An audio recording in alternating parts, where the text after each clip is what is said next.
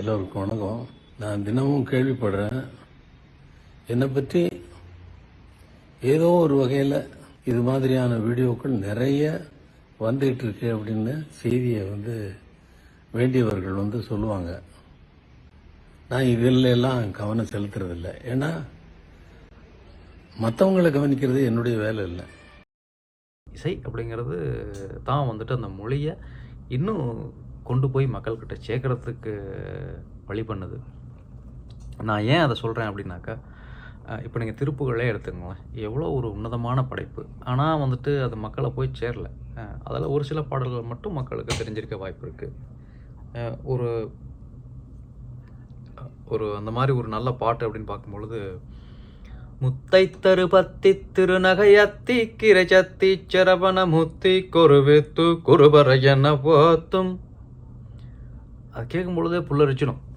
அது நீங்கள் ஒரு ஒரு கவிதை மாதிரியோ ஒரு பாட்டு மாதிரியோ படிச்சிங்க அப்படின்னாக்கா அந்த அளவுக்கு ஒரு இது வருமா என்ன அப்படிங்கிறது தெரில. இலைகளில் காதல் கடிதம் பண்டு எழுதும் பூஞ்சோலை, இதழ்களில் மேனி முழுதும் இளமை வரையும் ஓர் கவிதை, மௌனமே சம்மதம் என்று தீண்டுதே மன்மத வண்டு.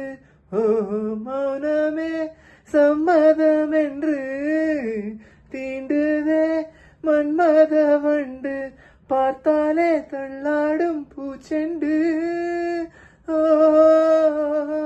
ரோஜாவை தாலாட்டும் தென்றல்.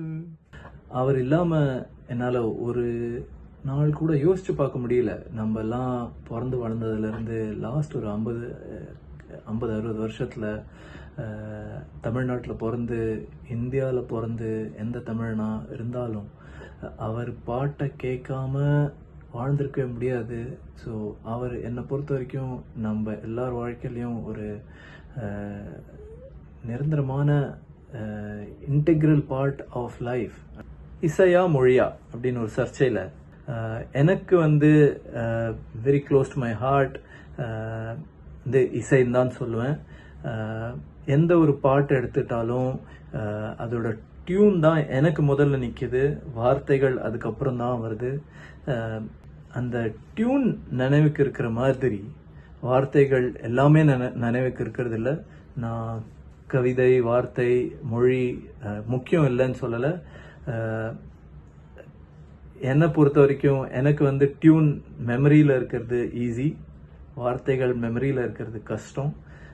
ஒரு பாட்டு நமக்கு மனசுக்குள்ளே போய் நிற்கும் பொழுதோ, அந்த பாட்டை திருப்பி நம்ம அதை ஆழ்ந்த மனசுல இருந்து எடுக்கும் பொழுதோ, இசையை வச்சு தான் அந்த பாட்டை திருப்பி கொண்டு வருவோமே தவிர வார்த்தைகளை வச்சு கிடையாது. இசை முக்கியம், வார்த்தைகளும் முக்கியம். வார்த்தைகளை விட இசை கொஞ்சம் அதிகம் முக்கியம். இதுதான் என்னோட கருத்து.